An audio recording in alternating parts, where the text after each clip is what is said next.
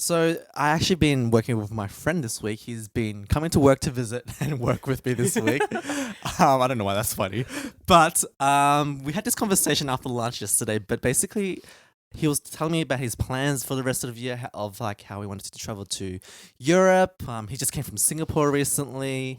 He's also just came back from somewhere else from like just before the end of last year. So traveling a lot.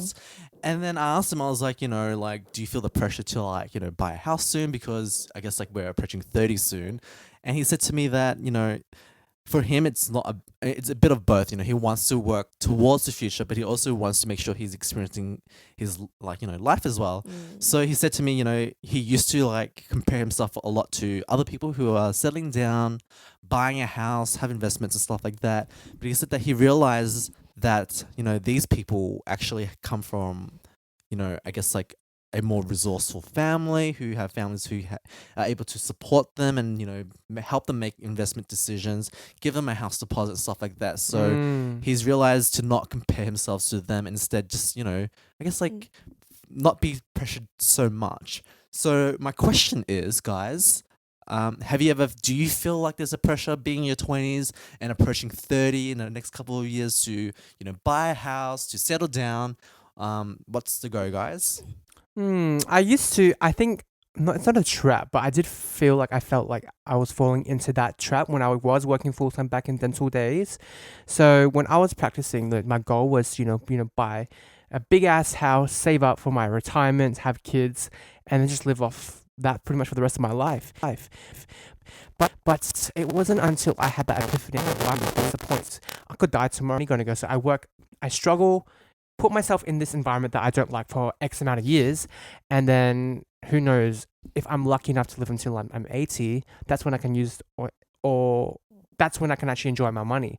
But then what's the point of working all the way up to there to only enjoy life, if that makes sense? Then what about, last night, I'm not calling you out or anything, but last night we watched the Netflix show Love is Blind, right? And the girl Amber, who's one of the people on the show, she is 28, I think, but she said something on the show where, she has a credit card debt of $700 for her makeup.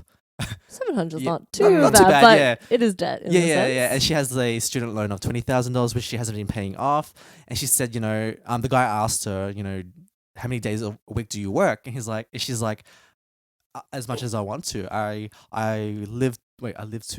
work to live. I don't live to work. Yeah. And then I think both of us were very quick to make a judgment and say, that's not good. Shouldn't she be planning for her Like future? you should save money and pay off your debts. Yeah. That's normal. No, that being said, the reason why we were so quick to make kind of judgment or call is because in the show, right, she did explain that she's been homeless many times. She can't work for very long periods of time. Like she turns up to work whenever she wants to. So like lack of stability. Yeah. She's doesn't have any sustainability or long-term in terms with finances as well.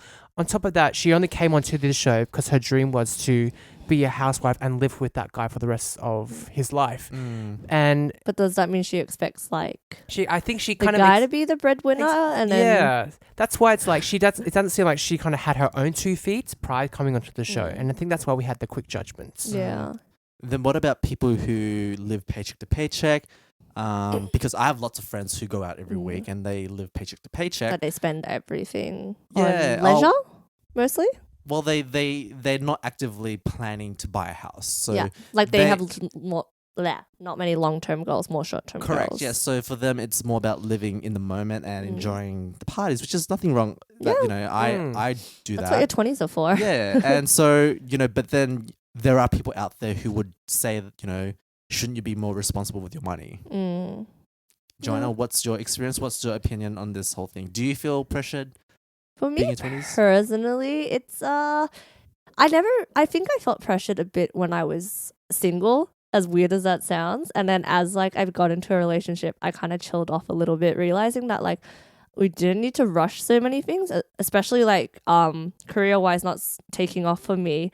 I have enough money to sort of live, but not for like bigger goals. But then like the rush for independence and for people who want to like move out straight away. I'm fortunately on the side where like I have the luxury of like living at home, and my parents allowed me to live at home until like I'm ready to be on my own 2 feet, and like that's how I save money. But what's my point here? No, that's a good point because a lot of non-Asian families don't have that luxury. When they're Yeah. 18, they expect them to move out. They expect them to move out, or they expect them to start paying rent. And then for them, it's like, if I'm going to pay rent to my parents, I might as well be independent and go pay rent and live with some housemates. Like, to not, I understand the strictness of like not wanting to live under your parents, just wanting to have your own life. So I've come to terms that it's like I can sort of take my time. That being said, I am at a point where I do want to move out. And I like to think that I came to that conclusion without just feeling like this is just what we do. It's more just like I'm ready to move on to that next stage, you know, have the house, get married, and then like kids down the track. But I do want to like, I don't want to get stuck in like buying a house. I want to be able to like go on holidays every now yep. and then, not just for like the sake of like self-indulgence, but like to see the world out there. Like my parents never traveled. They've literally only been to like Malaysia, maybe like some of the southeast places, but like they never took us. So like the first time I went overseas was to South Korea without my parents, and that was just enlightening, like knowing that there's this whole other world out there that like I don't want to wait till, like you said, I don't want to wait till like I'm 70 to enjoy it, because I'm already I'm getting that like mid 25 like back hurts, neck hurts, everything hurts. So it's like, what am I gonna be in 50? And then I'm gonna have kids maybe to take care of, and I'm gonna have to wait till they grow up. Like I think there's a nice window here where we're at. What about relationship wise? Do you feel the pressure to settle down, get married, have? I think we talked about kids already, but like settle down and get married. Well, I'm a bit of a traditionalist. Like, I don't think I've ever been pressured like this to, like, I have to get married. I've been fortunate enough to, like, only have one relationship, and, like, we've been heading in sort of that direction. But it was, like, we don't have any expectations from our parents. They're not, like, you have to get married or, like, you have to do this and that. So it's, like, we've been able to take it at our own pace. And, yeah, I guess, I don't know. That could be just me. Like, my parents have surprisingly not been very strict nor conservative once I hit like the age of 21. I think they kind of just understood like you're gonna make your own decisions from here. For me, like I'm 27 this year. 26. I'm 27 this year. 27 this year. I'm 27 this year. Yeah, but you know, like for me, I really want to get settled down, get married soon. And my original life goal when I was in high school was that I'll do it before I'm 30. But that's only 3 years away, and I'm supposed to have kids by then. I'm supposed to have a family by then. I'm like, that's 3 years away. I have nowhere near there. The thought of that happening over the next 3 years seems not unrealistic, but like scary. But yeah, like, but I don't know. Like, I want to do that, but it seems so much. Like it's like you're almost like at that finishing line, but you're like, I've still got so much to do, right? I'm like, should I give myself an extension? I mean, take your own pace. Mine's kind of like the opposite. It's really weird. Like, so, you know, as a girl, like I was probably like 16 and I was thinking like, you know, everyone gets a boyfriend. It just happens. For me, like nothing until like I was like, I'm going to die alone until I was 21. And then the thing is, when I was 16, I thought about like, I was given advice like, you know, work backwards. If you want to have a kid at 30, how long do you want to be married for?